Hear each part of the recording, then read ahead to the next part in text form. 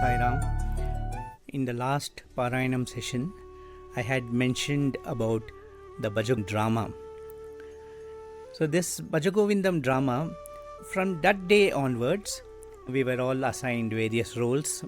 I was one of the disciples of Shankar. In fact, there were 13 disciples of Shankaracharya in that drama. I think it is 13 or 14 disciples of Shankaracharya, and each was like a module. Shankaracharya, in the beginning of the drama, he would explain to his disciples that there are various ways in which man gets caught, ensnared in this world, and Maya kind of grips him. And then he says the various types of situations that arise, and how for all these situations the solution is only the name, chanting the name of the Lord. And then he says, I will take you around. In those days, he would walk around the entire country. He would take these disciples around along with him and teach them from actual situations. The first, of course, in the first scene, there is this old Pandit, who is practicing Panini's grammar. And he's practicing it, trying to get it by heart, and asks him, what are you doing?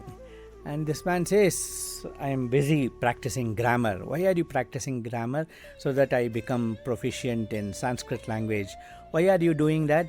So that I can present my scholarship in front of the king, and the king will reward me.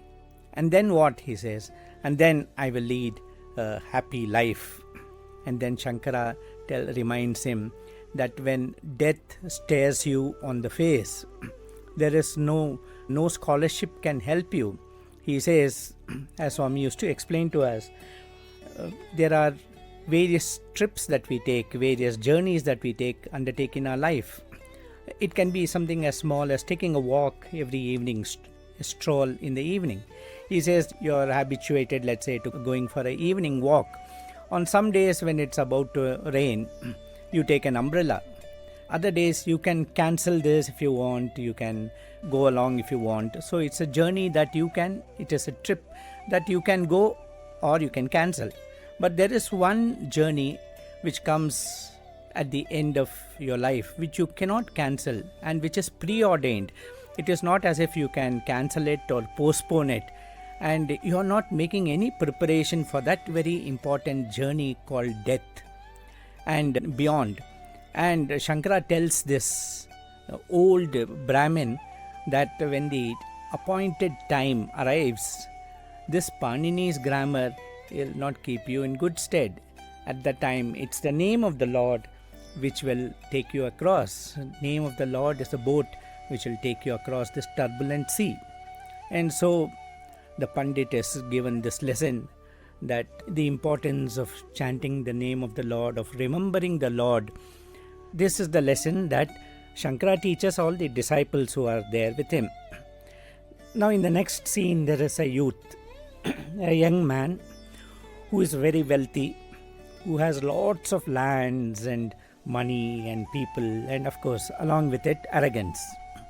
And he feels that he commands everything and everyone listens to him, and his money talks. So the arrogance, the youth, filled with that arrogance, he is strutting around. And then Shankara comes on the scene and tells him that youth which you are celebrating now is like a flash of lightning.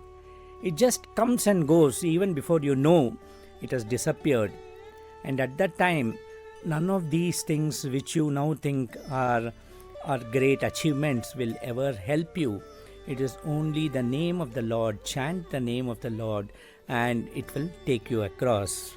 And of course, there is another scene in which there are two parts. On one side, you see there is jubilation in a family where a child is born. And the parents are distributing sweets, and there's a cradle ceremony and such things going on. On the other side of the screen, you find that there's a death which has occurred, and there is mourning. All the relatives and friends are sitting around mourning the demise of that person in the family. And Shankara says that this is a cycle that happens. Punarapi jananam, punarapi maranam, punarapi janani jatare shayanam.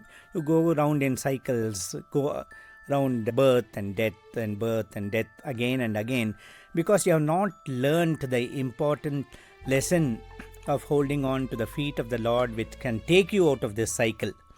And so Shankara tells his disciples, who are basically brahmacharis, he tells them, see, this is what life is. Life and death are inescapable consequences of the karma that we build.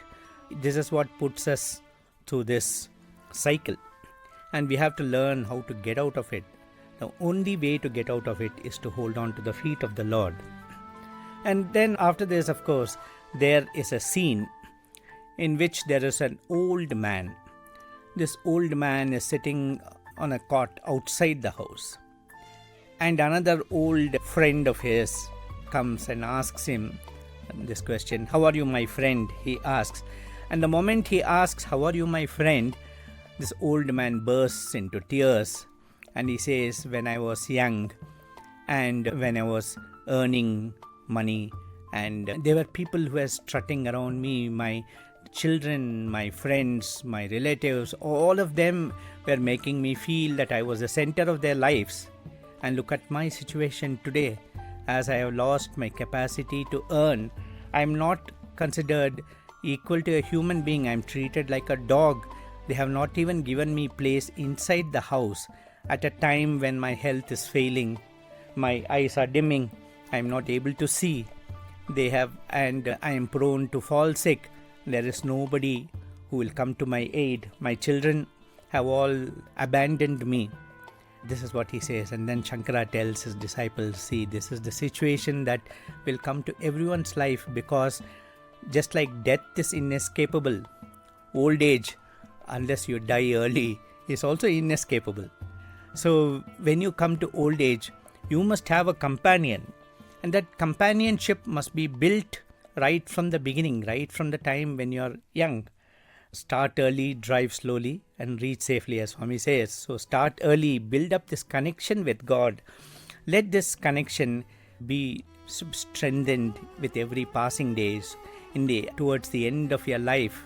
When you have nobody else in the world, you will definitely have the Lord with you 24/7. Then in the next scene, Swami had introduced a very novel scene in which there is an assembly of pundits, scholars who have come to exhibit their talents. And each one of them is a doyen in his own field, and they are very proud of their scholarship. And into this assembly comes a person who is deformed in 8 places. That's why it's called Ashtavakra. And when these scholars look at him, they all laugh at him and say, "What are you doing here? And you deformed creature, what are you doing here?" And that young man who is deformed starts laughing. He said, "Oh, I think I lost my way, because I thought I came to an assembly of scholars, and I find that this is an assembly of cobblers." And they're all taken aback and stunned.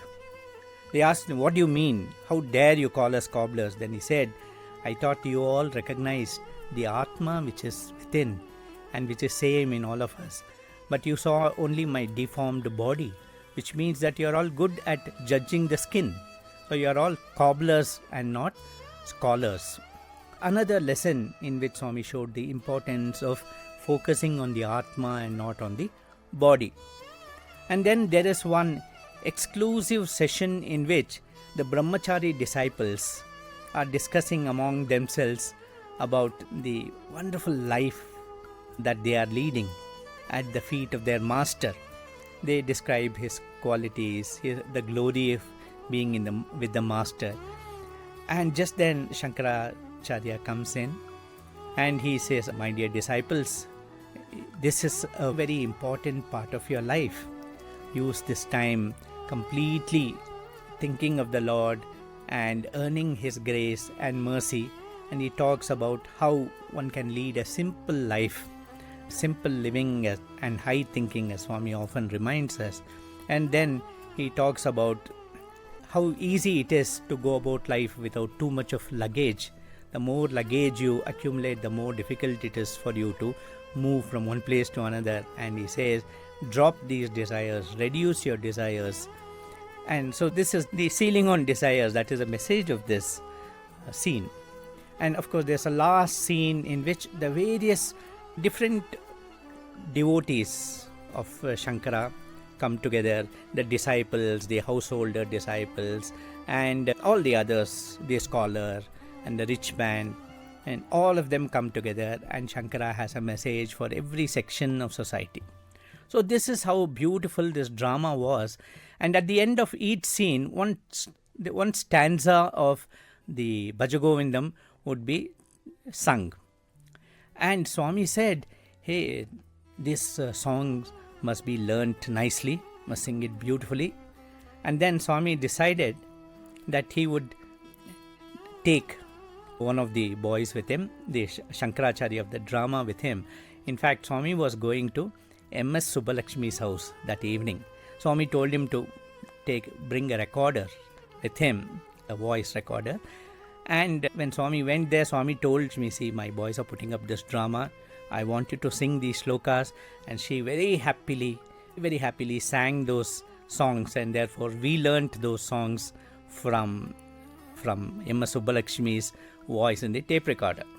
Okay. There was one beautiful scene in which four of us were singing beautiful sloka on Shiva, Nagendra Haraya. And I remember Swami called us one day to his room, and he sat on a rocking chair, and on one side it was the early morning sun coming out, and Swami asked us to sing this slokam. And as we sang, Swami closed his eyes, and it was such a blissful experience. As we were going through this, as we finished the slokam, Swami said, hey, you forgot to chant the Falashruti. At the end of the stotram, what is the benefit you get by chanting the slokam is there. And therefore, the Falashruti of that particular slokam was, if you chant this with devotion, you will enjoy the bliss of being in the presence of the Lord. That is what is mentioned. And then Swami said, this is what it is. The bliss of being in the company of the Lord. You are enjoying that right now. So this is how it was. And there were also occasions when, in fact, every afternoon we would have this practice in that hall of mirrors. And we would see Swami sitting there.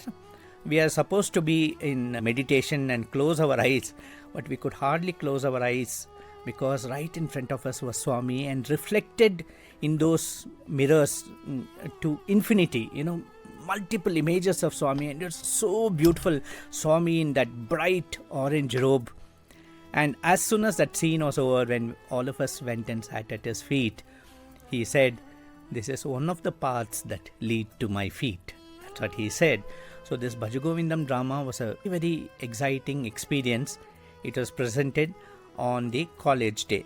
More about this in the next Parayanam session. Sai Ram.